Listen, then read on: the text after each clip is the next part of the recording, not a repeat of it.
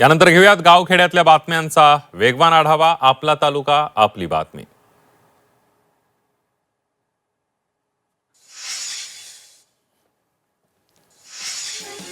पुणे जिल्ह्यातील भोर तालुक्यातील निवंगन गावाजवळ डोंगराला तडा गेल्याचं समोर आलेलं आहे. गेल्या आठवड्यातील मुसळधार पावसामुळे डोंगराला 200 ते 300 मीटर लांब भेगा पडलेल्या आहेत. प्रशासनानं तातडीनं उपाययोजना करण्याची ग्रामस्थांकडून मागणी करण्यात आली आहे.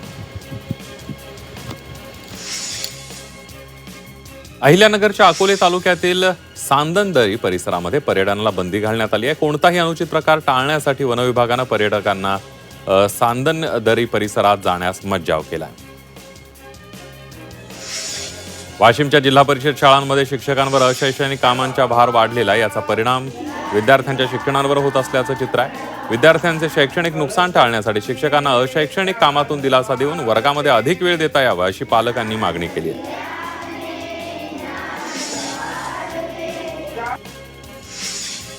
कल्याणमधील नांदिवलीमध्ये सर्वपक्षीय पदाधिकारी कार्यकर्ते आगरी कोळी समाज बांधव एकवटलेत. आगरी कोळी समाज भवनासाठी भूमिपुत्रांनी एकजूट केलेली आहे. नांदिवलीमधील आगरी कोळी समाज बांधवांनी समाज मंदिर हॉलची मागणी केली आहे.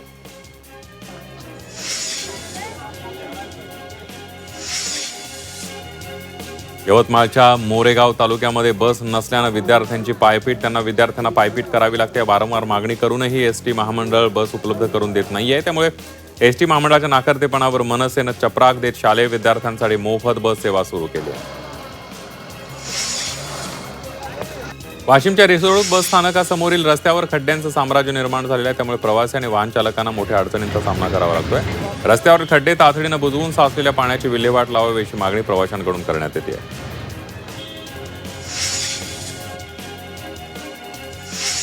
मुंबई गोवा महामार्गावरील माणगाव बायपासच्या कामासाठी आता नवीन डेडलाईन देण्यात आली आहे. वाहतूक कोंडीमुळे नेहमी चर्चेत राहिलेला हा बायपास गणेशोत्सवापूर्वी वाहतुकीसाठी खुला होणार आहे. आधी ठेकेदारांची दिरंगाई, त्यानंतर कोकण रेल्वेनं विद्युत खांब हलवण्यात केलेला उशीर, यामुळे या बायपासचं काम गेल्या 5 वर्षांपासून रखडलंय.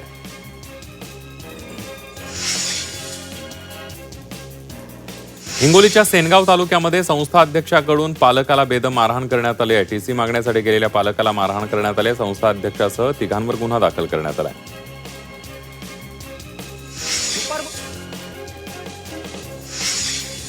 त्र्यंबकेश्वरच्या नील पर्वत आणि पेठ तालुक्यातील भुवन इथल्या सोनगिरी गडावर भूस्खलनाचा धोका वाढलाय. त्यामुळे सोनगिरी गडाच्या पायथ्याशी असलेल्या शासकीय निवासी आश्रमशाळेच्या सुरक्षिततेवर प्रशासनाचं विशेष लक्ष आहे. प्रशासनाकडून वन विभाग आणि महसूल विभाग प्रशासनाला सतर्कतेच्या सूचना दिलेल्या आहेत.